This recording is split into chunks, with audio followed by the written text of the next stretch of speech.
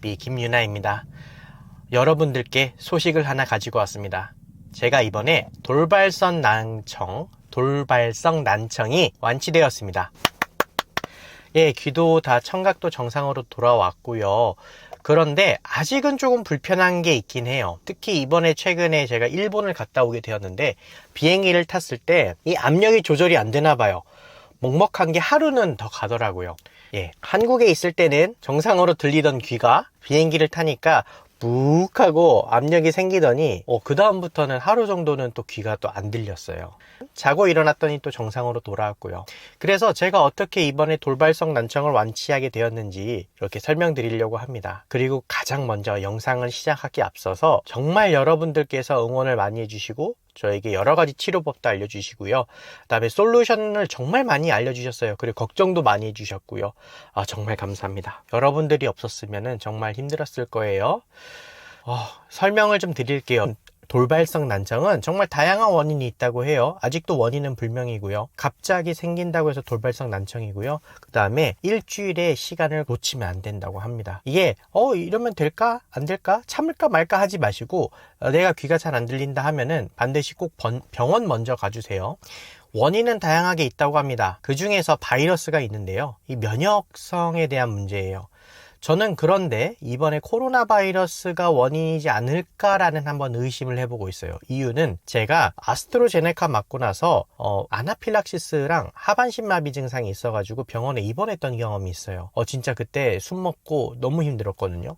그런 것도 면역성의 문제고 이것도 면역성의 문제라면 원인이 뭔가 비슷하게 있지 않을까라는 생각이 듭니다. 확실히 전문가들도 코로나 바이러스 이전과 이후로 돌발성 난청의 환자 수가 다르다고 해요.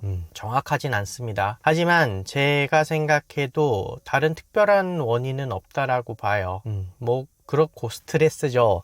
그래서 여러 가지 이런 방법들을 어떻게 했는지 좀 설명을 드릴게요. 가장 먼저 중요한 거는 병원의 약물 치료였습니다. 고용량의 스테로이드를 먹었고요. 이것도 정말 좀 힘들긴 했는데 단기간에 확실하게 치료를 하기 위해서는 반드시 약물 치료가 꼭 들어가야 된다고 생각을 합니다. 그리고 의사가 처방해준 그대로 먹어줘야 된다고 생각을 해요. 중간에 끊거나 그러면은 오히려 더 부작용이나 안 좋은 것들이 내 몸으로 부담이 올 수가 있거든요. 그 다음에 원리가 뭘까? 치료적인 원리가 휴식과 그 다음에 스트레스를 받지 마세요. 그 다음에 편안하게 휴식하십시오.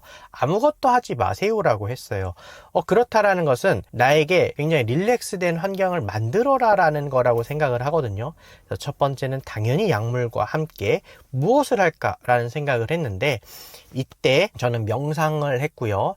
그 다음에 우리가 지난번에도 영상에도 설명했듯이 편안함을 좀 유도하는 치료법들을 했어요. 그리고 림프도수 학회장님인 박성일 선생님께서 추천해 주시고 알려주신 귀 림프 순환 요법도 하게 되었습니다. 이것도 기회가 되면 제가 배운 것들 따로 정리해서 올려드릴게요. 그 다음에 간단한 스트레칭, 그 다음에 가볍게 몸을 움직이는 운동들을 좀 했습니다.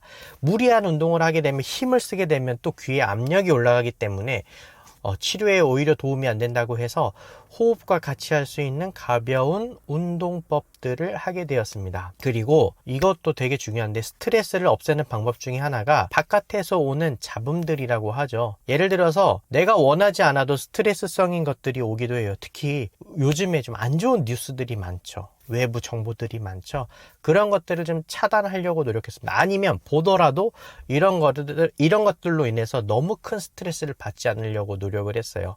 좀 차단을 많이 했던 것 같아요. 예를 들어서 단체 톡방이나 이런 여러 가지 이야기들을 할 때 신경을 쓸 때도 있거든요. 근데 그런 것들을 최대한 좀 줄였어요. 줄이고 내 가족들 그리고 내 사람들 그리고 안 좋은 소리들을 해주는 사람들을 좀 많이 좀 블락 처리하고 그 다음에 외부 SNS나 그런 데서 오는 것들도 굉장히 좋은 것들, 귀여운 거 그런 것들을 많이 봤습니다. 귀여운 동물들도 많이 보고요.